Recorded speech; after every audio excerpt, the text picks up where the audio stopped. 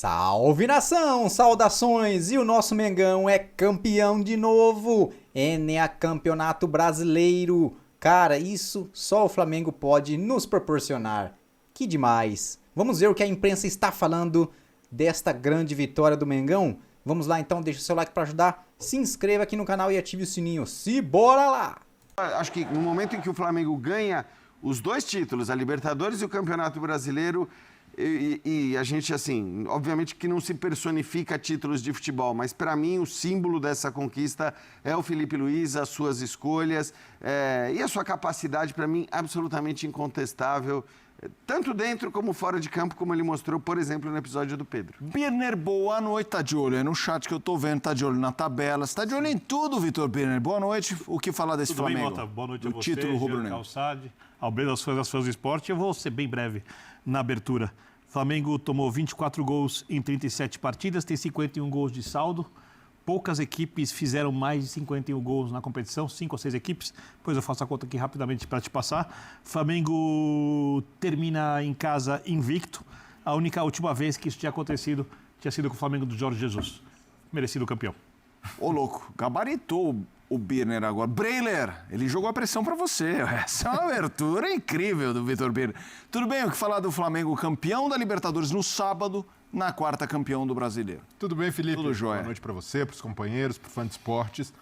Olha, o Flamengo atualmente é o campeão vigente da Supercopa do Brasil, é o campeão vigente do Campeonato Carioca, e aí com amplo favoritismo, Taça Guanabara incluída, campeão vigente de Libertadores, de Campeonato Brasileiro e da Copa do Brasil, porque a desse ano ainda não acabou, então o atual campeão da Copa do Brasil é o Flamengo. Na temporada, só não ganhou um Mundial. Então, conseguir isso no calendário louco que a gente tem, como o Jean já citou, é um feito enorme.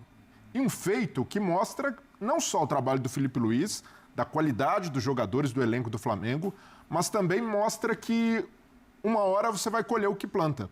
E o Flamengo passou por um período de transição, período que costuma ser até delicado, né, em outros clubes, quando se troca a gestão, o que vai se continuar fazendo, o que vai melhorar. E houve uma mudança gritante no departamento de futebol do Flamengo. Isso daí, esses títulos que o Flamengo conquistou nessa temporada, e até a Copa do Brasil, nesse bojo aí na temporada passada, mostra que o Flamengo soube dar um passo adiante. O Flamengo soube melhorar uma lacuna que era questionada da gestão passada, da gestão Landim, e agora com o Barros, e foi uma promessa dele de trazer um executivo mais técnico como o Boto, de tirar a gente da política perto do futebol. E olha o que aconteceu, não só nos títulos, mas a gente viu uma temporada limpa no Flamengo. A única grande polêmica, a única grande crise foi rapidamente estancada. Aquela história do Felipe Luiz com o Pedro e até envolvendo o dirigente também. Sim, com o Pedro. E repito, é uma crise que trouxe um benefício, ao contrário de muitas crises do futebol brasileiro, é uma crise que trouxe um benefício ao Flamengo. Exato. Porque o Pedro que a gente viu na volta da tal crise foi um Pedro muito melhor do que a gente estava vendo há um bom tempo. Então, assim... Se é que é uma crise, né? Então, eu acho crise geralmente é aquilo que prejudica o clube. Não, né? é que acho que assim, gerou crise porque teve muita polêmica, teve muita coisa. Inclusive, muita gente criticou o Felipe Luiz pela decisão e a gente até falava, cara, ele está falando isso porque, assim, o que ele está falando é algo que a gente já ouviu de outros treinadores, já ouviu em outros contextos, de várias pessoas que trabalharam no Flamengo e no fim das contas, o que pode ser chamado de uma breve crise e talvez só a comunicação do Boto é que possa ser chamado de fato de uma falha nisso tudo, né? Mas a gestão sobre o caso Pedro e o que foi chamado de crise foi, no fim das contas, um grande negócio para o Flamengo que recuperou um baita jogador. E ali o Flamengo soube lidar, soube virar. O Felipe Luiz não alimentou revanchismo, o Pedro também não. A vida seguiu. E foi uma temporada em que a gente viu, até no noticiário do Flamengo, né, uma coisa bem mais leve. Poucos vazamentos, ou praticamente nenhum. Antes o Flamengo acontecia, incomodava internamente vazamento de escalações, vazamento de ideia, de jogo. E houve, naturalmente, gente que ficou melindrada, porque foi afastada desse convívio do futebol, do convívio do CT, mas foi uma medida dura necessária para um caminho que mostra que o Flamengo tem uma grande oportunidade também, com essa melhoria no departamento de futebol, de, quem sabe, consolidar a tal hegemonia pregada pelo BAP. O BAP fala, a gente quer brigar e conquistar todos os títulos. Também é algo muito difícil, né? A gente vê no futebol brasileiro, mesmo Flamengo e Palmeiras dividindo esse protagonismo, é duro ali um time bater campeão de todos e todo ano ficar brigando por títulos, mas o Flamengo tem a obrigação de, no mínimo, se colocar como candidato. Em outras temporadas, por causa de falhas no departamento de futebol, inconsistência, demissão de treinadores, o Flamengo não conseguiu brigar até o fim. Lutar pelo brasileiro, isso daí é básico. Um time com a grana que o Flamengo tem e o elenco que o Flamengo tem, isso daí tem de fazer toda a temporada. Perfeito. Só para lembrar, assim, ninguém exige que um time de futebol, por melhor que seja o clube com o melhor elenco, ganhe tudo. Não pode se exigir isso.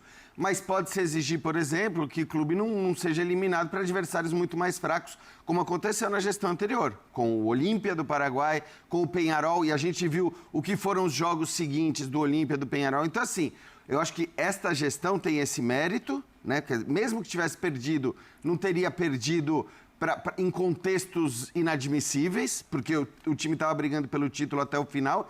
E mais do que tudo, e isso eu acho que é o mais importante reforçar. Eu sempre falei isso, inclusive nos anos anteriores. Era absurda a maneira como a antiga gestão do Flamengo tratava um campeonato por pontos corridos.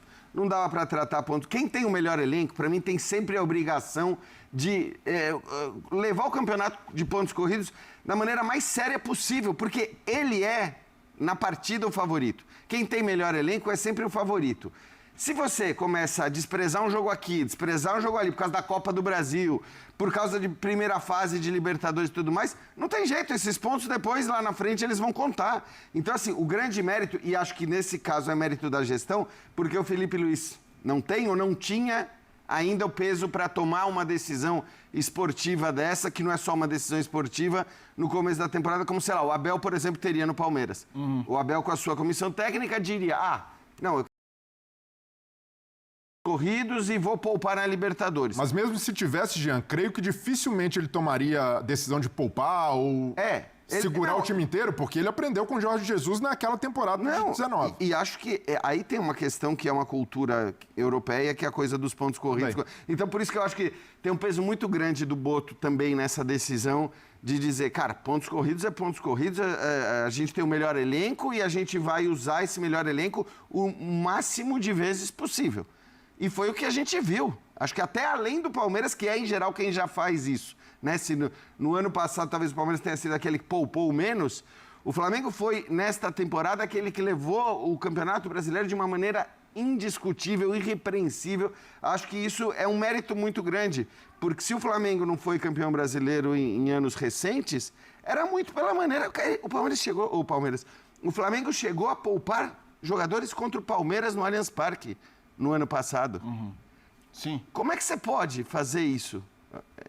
Assim, né? Num jogo que você sabe que é, teoricamente, um jogo essencial. Então, assim, eu acho que tem um mérito muito grande dessa gestão de falar, cara, pontos corridos, a gente levar a sério, ninguém leva. Sabe essa tem que ser o raciocínio no começo do campeonato. Birner, eu quero jogar para você, porque, assim, óbvio, a gente tá falando do título e eu sei que muita gente não gosta e a gente não tem o hábito de trazer a questão de diretoria, diretor e tudo mais para um protagonismo tão imediato assim no programa, mas eu acho inegável, é impossível a gente fugir desse tema. Eu quero jogar para você o sentido, fazendo essa linha do tempo da ascensão do Flamengo. Eduardo de Bandeira, a gestão dele, arruma o Flamengo, para mim esse cara tem que ter uma mega estátua, porque é a figura central do que está acontecendo no Flamengo.